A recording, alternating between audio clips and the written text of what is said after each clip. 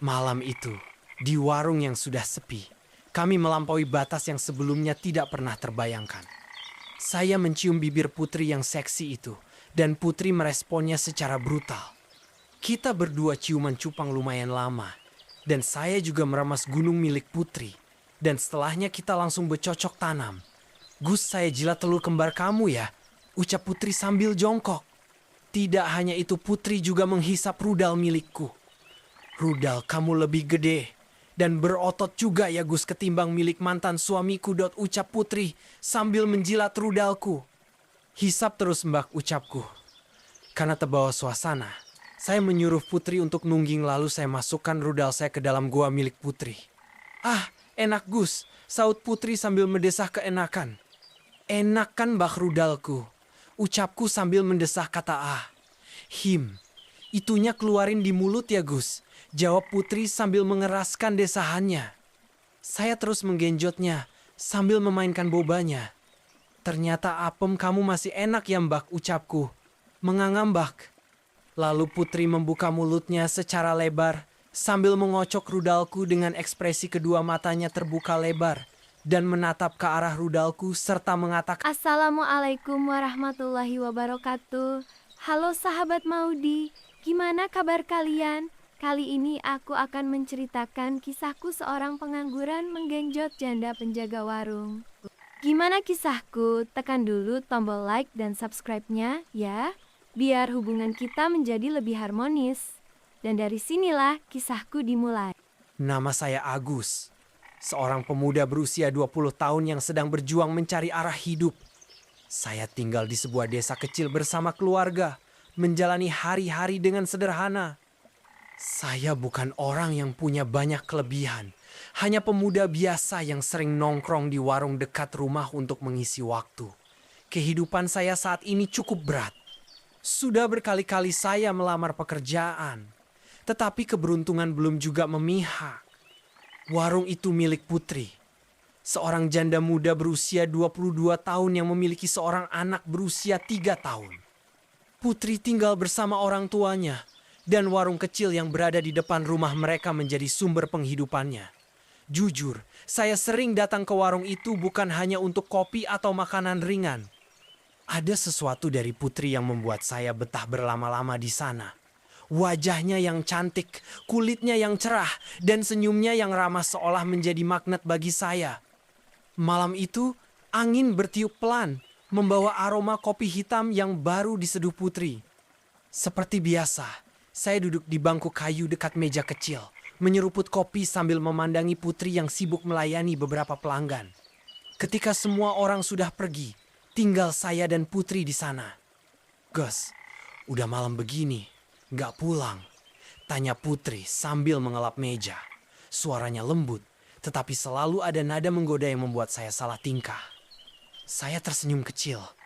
"Sebentar lagi Mbak Putri. Kalau pulang juga cuma ketemu bantal. Lagian, ngobrol sama Mbak lebih seru." Putri tertawa kecil, membuat saya semakin nyaman. "Ya ampun, kamu ini. Tapi serius Gus, jangan kebanyakan nongkrong di sini. Cari kerja yang benar. Masa tiap malam nongkrong doang?" Saya menggaruk kepala yang tidak gatal. "Kalau ada yang nerima aku kerja, pasti aku kerja Mbak. Tapi sekarang ngelamar sana-sini belum ada hasil. Mending di sini. Ada kopi enak sama obrolan asik." Kami sering berbincang tentang banyak hal. Mulai dari cerita sehari-hari hingga masalah yang lebih pribadi. Putri adalah pendengar yang baik. Selalu memberikan saran meski hidupnya sendiri juga penuh tantangan. Malam itu, saya mulai merasa ada sesuatu yang berbeda. Putri bukan hanya menarik secara fisik, tetapi juga hangat dan perhatian. "Mbak Putri gak pernah kepikiran nikah lagi?" tanya saya tiba-tiba, mencoba membuka topik yang lebih serius. Putri menatap saya sejenak, lalu tersenyum tipis. "Ada sih yang nanya kayak gitu, tapi aku belum kepikiran. Fokusku sekarang cuma anakku. Nikah lagi tuh gak gampang, Gas." Saya mengangguk pelan. "Tapi Mbak masih muda, cantik lagi. Pasti banyak yang mau." Putri tersipu, rona merah tampak di pipinya. "Kamu ini bisa aja ngegombal. Tapi jangan cuma ngomong, kamu juga harus punya masa depan. Percakapan kami malam itu semakin cair. Saya merasa lebih nyaman bercerita tentang diri saya, termasuk kegagalan dan tekanan dari keluarga. Putri mendengarkan dengan sabar, memberikan kata-kata yang membuat hati saya sedikit lega. Hidup itu gak akan pernah berhenti ngasih cobaan, Gus, katanya sambil menatap saya. Tapi kamu harus kuat. Gak ada jalan pintas untuk sukses, semuanya butuh usaha. Saya tersenyum, merasa hangat mendengar kata-katanya. Makasih, Mbak. Kayaknya cuma Mbak yang bisa bikin aku ngerasa begini. Putri hanya tersenyum, dan suasana menjadi hening sejenak. Sebelum pulang, saya memberanikan diri meminta nomor teleponnya. Mbah, nomor HP-nya boleh nggak? Biar aku bisa ngabarin kalau ada apa-apa. Pinta saya dengan suara sedikit ragu. Putri sempat terdiam, tetapi akhirnya ia mengangguk. Boleh, tapi jangan dipakai buat hal aneh-aneh ya. Saya mencatat nomor itu dengan cepat, lalu tersenyum puas. Makasih, Mbak. Besok aku nongkrong lagi ya. Putri hanya tertawa kecil. Dasar kamu. Ya udah, hati-hati di jalan. Malam itu menjadi awal dari hubungan yang lebih dekat antara saya dan Putri. Dengan nomor telepon di tangan, saya merasa memiliki alasan lebih untuk terus terhubung dengannya. Di sisi lain, saya tahu hubungan ini bisa menjadi rumit. Tetapi ada sesuatu yang membuat saya tidak bisa berhenti memikirkannya. Hubungan saya dengan Putri semakin hari semakin dekat. Kami sering bertukar pesan, mulai dari hal-hal ringan seperti kabar dan cerita sehari-hari, hingga obrolan yang semakin pribadi. Putri mulai membuka dirinya, menceritakan kesepiannya sebagai seorang janda, perjuangannya membesarkan anak, dan harapannya untuk masa depan. Saya merasa nyaman dengannya, dan rasanya dia juga merasakan hal yang sama. Suatu malam, seperti biasa, saya nongkrong di warungnya. Kali ini, tidak ada pelanggan lain. Hanya ada saya dan Putri. Anak Putri sudah tidur dan orang tuanya juga sudah masuk ke kamar. Gus, malam-malam begini kok masih nongkrong? Besok nggak ada rencana kemana-mana? Tanya Putri sambil menuangkan kopi untuk saya. Saya tersenyum kecil. Nggak ada, Mbak. Lagian, kalau nggak kesini, aku nggak tahu mau ngapain. Putri tertawa pelan. Dasar kamu. Tapi jangan sampai bikin aku bosan lihat muka kamu tiap hari ya. Saya ikut tertawa. Kalau bosan, bilang aja, Mbak. Aku bisa cari tempat nongkrong lain. Halah, gak usah sok. Kamu itu pelanggan tetap. Masa aku usir? Jawabnya sambil duduk di bangku seberang saya. Wajahnya terlihat lebih rileks malam itu. Rambutnya yang diikat sederhana. Dan wajahnya yang polos tanpa makeup justru membuatnya semakin menarik. Obrolan kami semakin mengalir. Kami mulai membahas hal-hal yang lebih pribadi. Putri bercerita tentang mantan suaminya, bagaimana pernikahannya gagal, dan rasa kecewanya yang mendalam. Aku gak nyangka aja, Gus. Orang yang dulu aku percayai malah ninggalin aku di saat aku lagi butuh. Kadang aku mikir, apa aku salah kalau sekarang aku jadi gak gampang percaya sama orang? Katanya sambil menatap gelas kopinya. Saya menggeleng pelan. Mbak Putri gak salah. Kadang orang itu cuma butuh waktu untuk sembuh. Putri tersenyum tipis. Kamu bijak juga ya, Gas. Padahal aku kira kamu cuma bisa bercanda. Kalau sama Mbak Putri, aku serius. Jawab saya spontan. Saya tidak tahu dari mana keberanian itu datang, tetapi kata-kata itu keluar begitu saja. Putri tampak sedikit terkejut, tetapi kemudian dia tersenyum kecil. Kamu ini bisa aja bikin orang baper, katanya sambil menepuk bahu saya pelan. Suasana menjadi hening sejenak. Saya bisa merasakan udara malam yang dingin, tetapi ada kehangatan yang aneh di antara kami. Putri kemudian berdiri, berjalan ke arah pintu dan menutupnya. Udah malam, takutnya ada yang lihat kita ngobrol terus, katanya sambil mengunci pintu. Saya hanya mengangguk, mencoba menenangkan diri dari rasa gugup yang tiba-tiba muncul. Ketika dia kembali duduk, jarak di antara kami terasa lebih dekat. Obrolan kami mulai bergeser ke arah yang lebih intim. Putri mulai bercerita tentang kehidupannya sebagai seorang istri dulu. Dan saya pun tanpa sadar mulai bertanya hal-hal yang lebih pribadi. Mbak, pernah kangen gak sama masa-masa itu? Tanya saya dengan nada hati-hati. Putri menatap saya sejenak, lalu tersenyum tipis. Kangen itu pasti, Gus. Tapi ya, hidup harus terus jalan. Aku gak bisa terus-terusan meratapi masa lalu. Saya mengangguk, tetapi rasa penasaran dalam diri saya semakin besar. Tapi Mbak, kalau sekarang ada yang sayang sama Mbak, apa Mbak bakal buka hati lagi? Putri tidak langsung menjawab.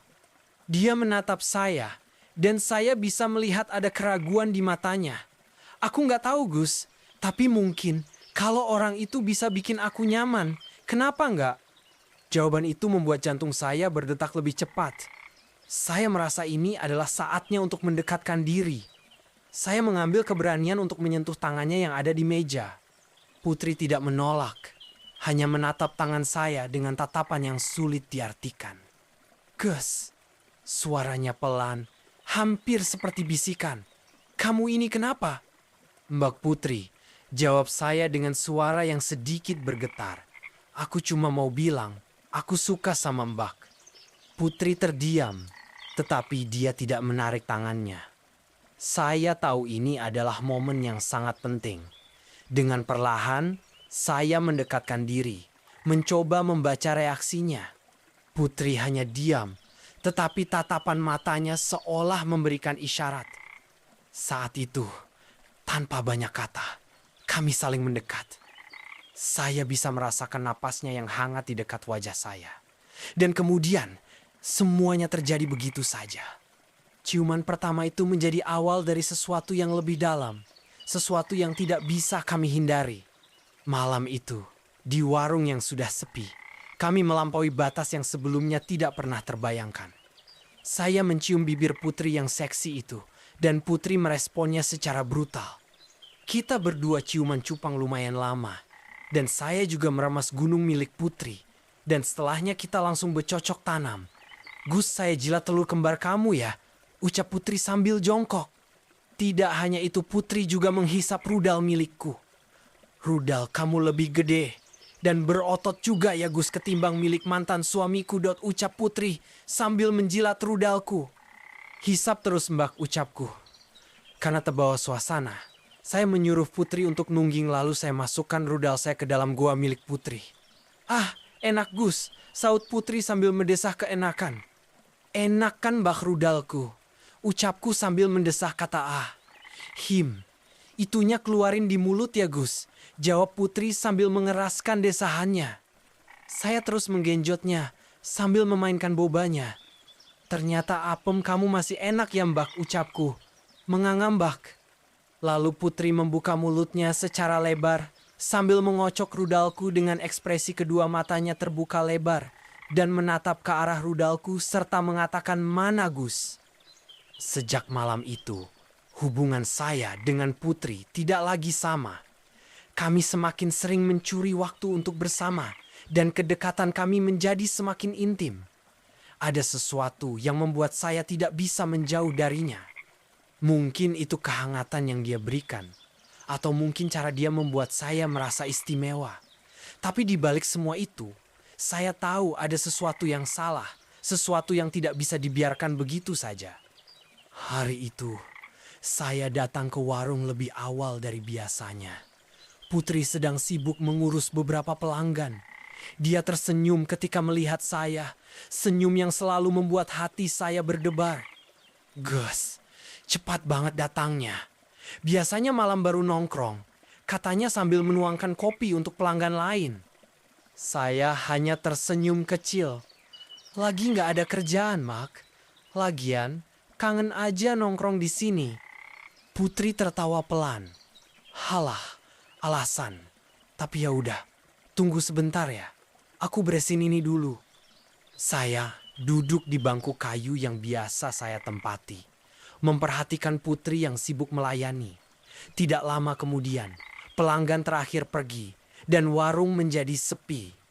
Putri menutup tirai warung. Seperti kebiasaannya setiap siang ketika tidak ada orang. Kamu mau minum apa, Gas? Tanyanya sambil mendekat. Kopi hitam aja Mbak, jawab saya. Putri duduk di sebelah saya, membawa 2 cangkir kopi. Kamu kayaknya ada yang beda hari ini. Lagi kepikiran apa? Saya menggeleng. Nggak ada Mbak, cuma lagi pengen ngobrol sama Mbak aja. Putri tersenyum, menatap saya dengan mata yang seolah bisa membaca pikiran saya. Kamu ini selalu aja bikin aku penasaran.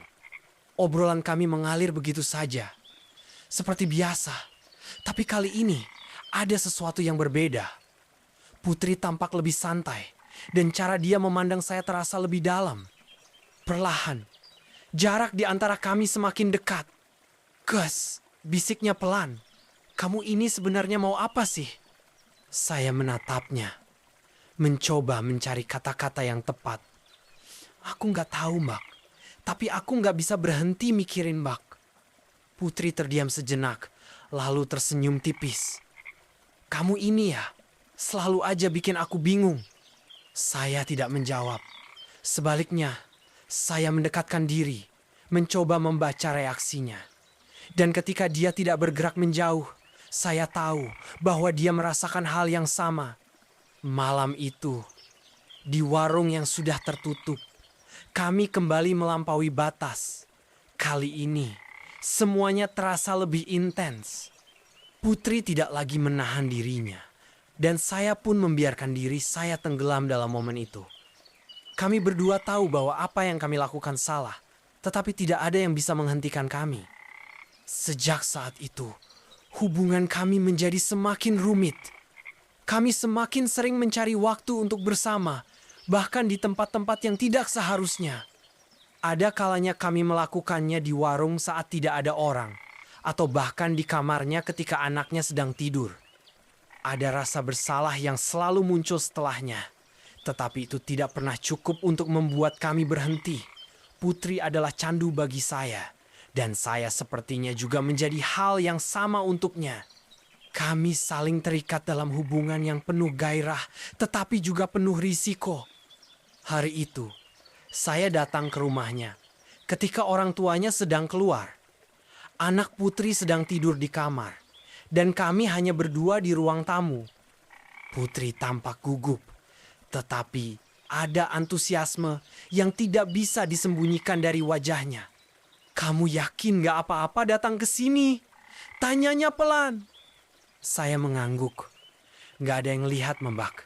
Lagian, aku cuma pengen ketemu. Putri tersenyum, lalu mendekat. Kamu ini selalu aja cari alasan. Saya tidak menjawab, hanya menariknya mendekat. Kali ini, semuanya terjadi lebih cepat. Kami tidak peduli dengan apa yang ada di sekitar kami. Hanya tenggelam dalam momen itu. Putri menjadi tempat pelarian saya dari kehidupan yang membosankan. Dan saya sepertinya menjadi pelengkap dari kesepiannya. Tetapi di balik semua itu, saya tahu bahwa kami sedang bermain api. Dan api itu, cepat atau lambat, akan membakar kami berdua. Sejak malam itu, hubungan saya dengan Putri semakin rumit. Kami berdua tahu bahwa apa yang kami lakukan salah, tetapi perasaan yang kami miliki tak bisa dipungkiri. Setiap pertemuan semakin membuat saya merasa terjebak dalam pusaran emosi yang tak bisa saya kendalikan. Ada momen-momen yang penuh gairah dan kehangatan, tetapi setelah itu saya selalu dihantui rasa bersalah yang dalam. Suatu malam, saya datang ke warung lebih awal dari biasanya. Seperti biasa, Putri sibuk melayani pelanggan, namun ada perubahan yang saya rasakan pada dirinya. Dia tampak lebih cemas, lebih terjaga. Ketika warung mulai sepi, dia duduk di hadapan saya, membawa 2 cangkir kopi seperti biasa.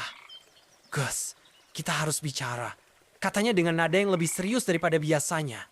Matanya menatap saya dengan penuh arti.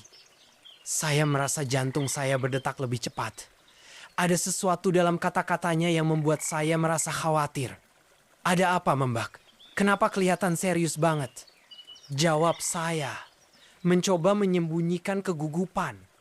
Putri terdiam sejenak, seolah-olah sedang mencari kata-kata yang tepat. Aku nggak bisa terus kayak gini, Gus. Katanya akhirnya. Suaranya pelan namun tegas. Aku takut ini bakal jadi masalah besar. Kita berdua tahu ini salah. Kata-katanya membuat saya terkejut. Saya sudah tahu bahwa hubungan kami penuh dengan risiko. Tetapi mendengar Putri mengungkapkan keraguannya membuat saya merasa terpojok. Saya mencoba mengingatkan diri bahwa ini bukan hanya tentang apa yang saya inginkan, tapi tentang konsekuensi yang mungkin muncul. Tapi aku nggak bisa berhenti mikirin, Mbak. Jawab saya dengan suara yang sedikit serak. Aku suka sama Mbak. Aku nggak bisa membohongi perasaan itu. Putri menunduk, menatap gelas kopinya yang hampir kosong. Aku juga nggak bisa bohongi diri sendiri, Gus. Jawabnya, suaranya hampir tak terdengar. Tapi aku punya anak yang harus aku jaga. Aku nggak bisa mikirin diri aku sendiri aja. Ada kesunyian yang terasa begitu berat di antara kami. Saya bisa melihat betapa putus asa Putri. Betapa dia berjuang antara perasaannya yang mendalam terhadap saya dan tanggung jawabnya sebagai seorang ibu. Kami berdua tahu bahwa jalan yang kami pilih akan membawa banyak masalah. Tetapi kenyataannya, kami berdua merasa terperangkap dalam hubungan ini. Saat itu, saya merasa bahwa kami sudah melewati batas yang tidak bisa kembali. Kami telah memasuki wilayah yang penuh godaan. Dan meskipun kami tahu apa yang kami lakukan tidak benar, rasanya begitu sulit untuk melepaskannya. Kamu tahu kan, Gus?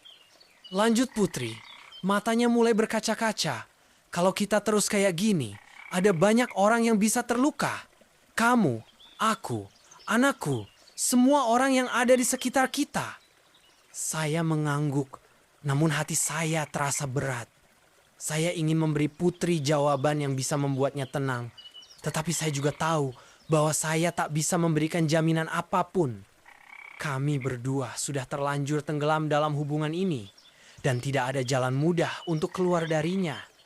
Putri lalu berdiri dan berjalan menuju pintu. Aku harus mikir lebih lama tentang ini, Gus. Katanya dengan suara pelan. Aku nggak bisa terus-terusan hidup seperti ini. Saya duduk diam, merenung. Merasakan kepedihan di hati. Rasanya seperti ada sesuatu yang hancur dalam diri saya. Tetapi saya tahu bahwa kami berdua harus menghadapi kenyataan ini. Apapun keputusan yang kami ambil, itu akan menjadi titik balik dalam hidup kami. Malam itu, setelah berpisah, saya berjalan pulang dengan perasaan hampa. Saya tahu bahwa hubungan kami tidak bisa terus berlanjut tanpa konsekuensi besar. Putri adalah seseorang yang sangat berarti bagi saya. Tetapi saya juga tahu bahwa hidup tidak bisa selalu berdasarkan keinginan pribadi. Kami harus bertanggung jawab atas pilihan yang kami buat dan saatnya untuk menghadapi kenyataan itu. Saya tidak tahu apa yang akan terjadi selanjutnya.